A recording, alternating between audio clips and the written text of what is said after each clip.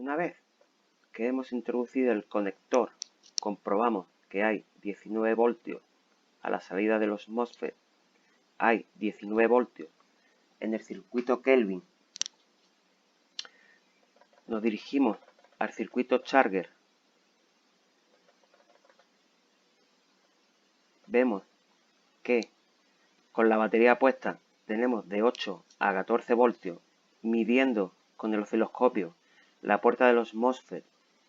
Vemos que está conmutando y también antes de estas dos cosas podemos medir la alimentación de este circuito, que le está llegando alimentación. Pues ya podemos pasar lo que es a la fuente de 3 y 5 voltios. Volvamos a repetir.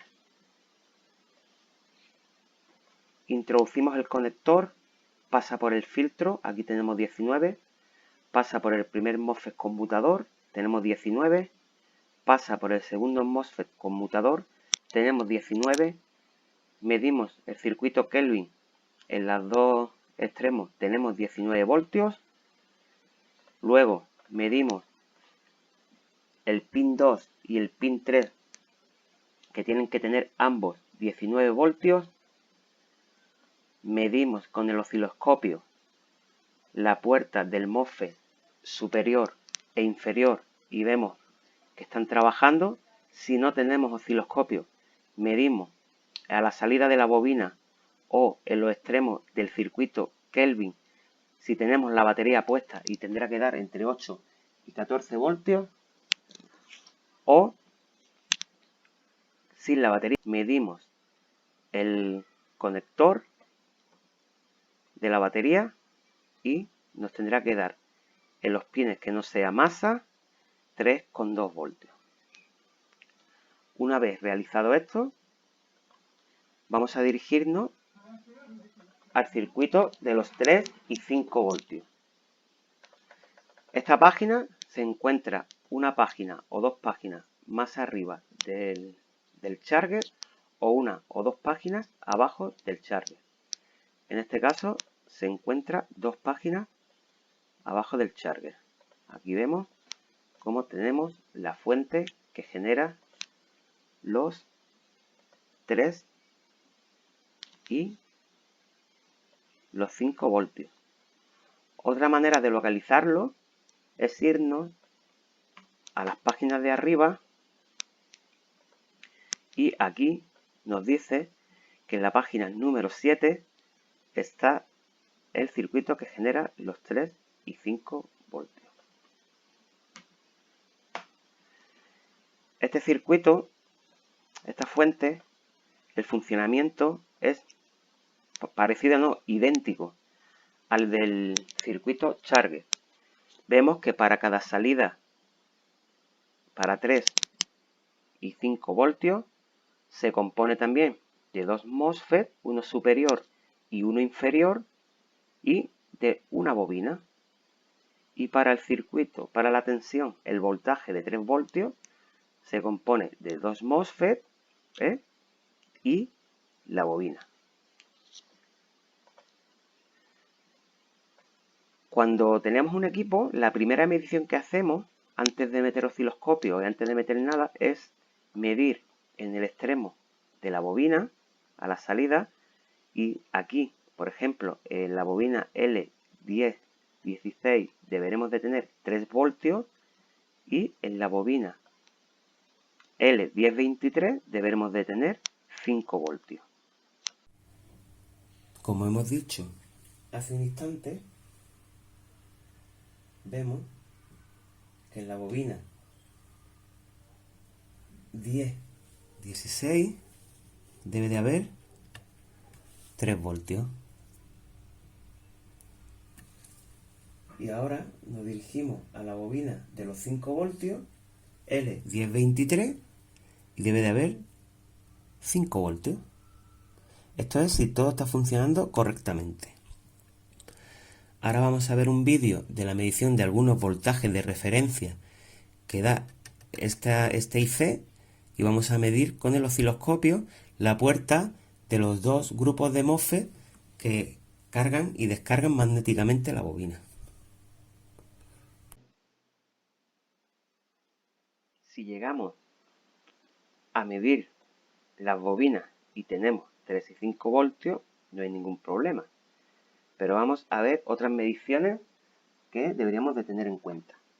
Lo primero que deberíamos de medir en este circuito es el voltaje de alimentación del circuito. Esto lo tenemos que hacer para todos los integrados que veamos, para comprobar que se están alimentando. Este circuito se alimenta por la patilla por el pin número 16, VIN. Y vemos que este VIN es más VBATR. ¿Qué es esta señal? Pues nos vamos, aplicamos un control F o nos vamos porque ya nos sonaba de antes, a la página del Charge y vemos que VBART es la tensión de los 19 voltios una vez pasado el filtro y los dos MOSFET conmutadores, o la tensión de batería cuando no tenemos alimentación por aquí.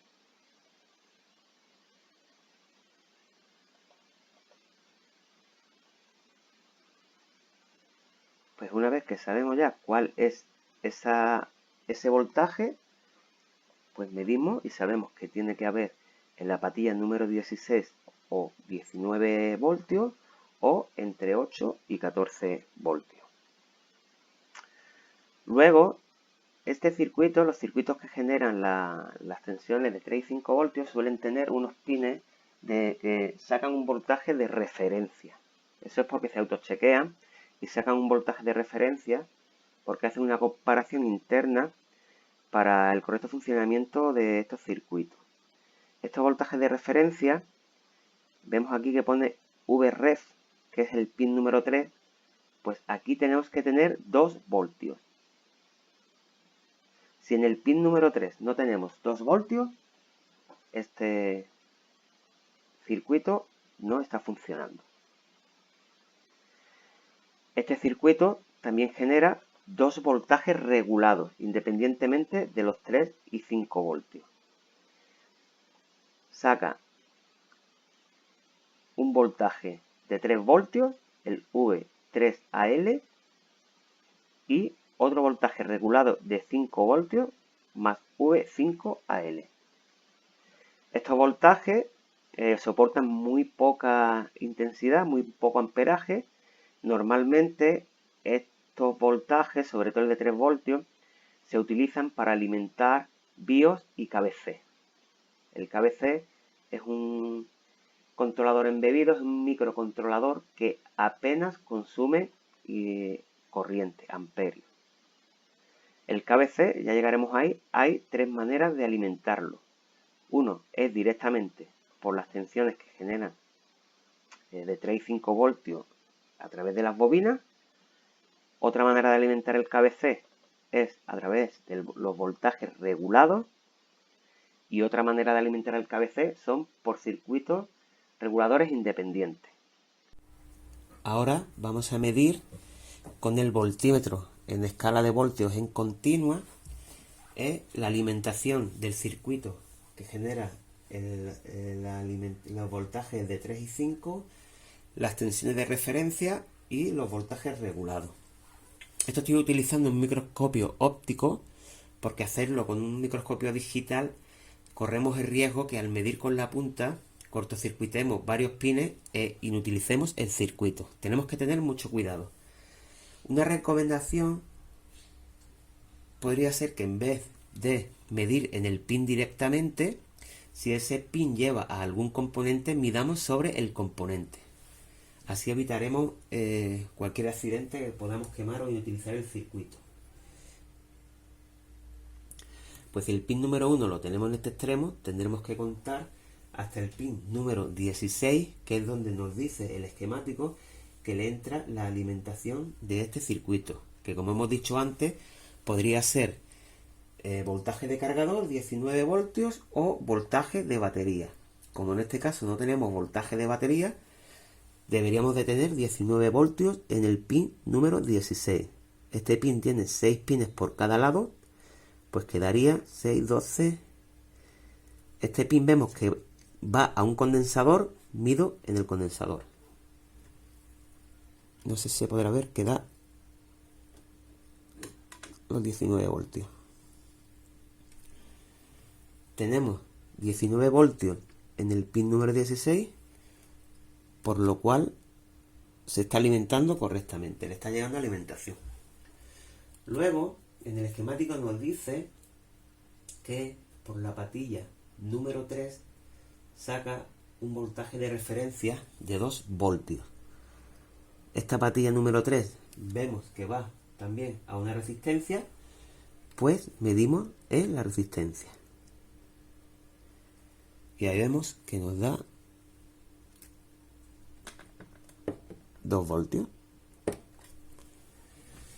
También nos dice que saca por 2 de sus pines 2 voltajes regulados.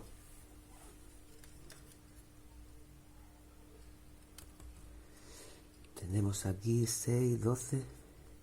También vemos que va un condensador. Y ahí tenemos los 5 voltios. Y ahora vamos a medir el voltaje que saca regulado por la patilla número 8 de 3 voltios. También vemos que va a otro condensador. Ahí vemos que tiene 3 voltios.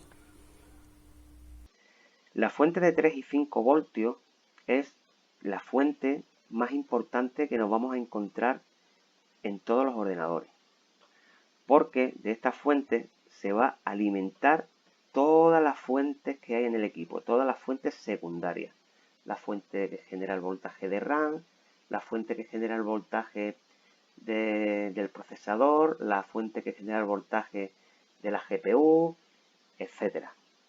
Entonces esta fuente es súper importante y aguanta muchísimos amperios.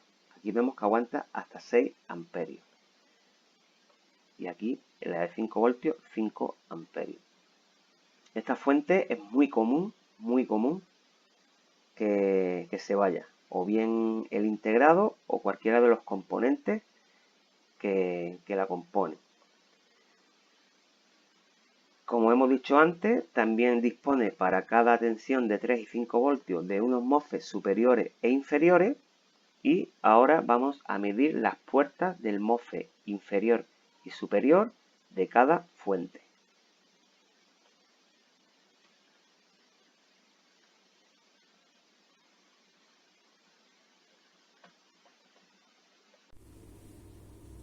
Como hemos comentado antes, aquí tenemos el circuito que genera las tensiones, el voltaje de 3 y 5, y aquí tenemos la bobina que genera los 3 voltios y la bobina que genera los 5 voltios, acompañado con sus MOSFET conmutadores. Vamos a medir en la puerta de los MOSFET de la bobina de 3 voltios para ver cómo está trabajando. Voy a medir en la puerta del MOSFET inferior Q22.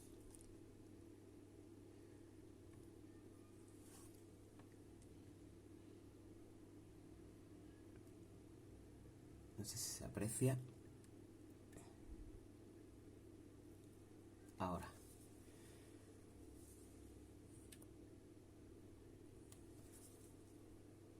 Hacemos captura.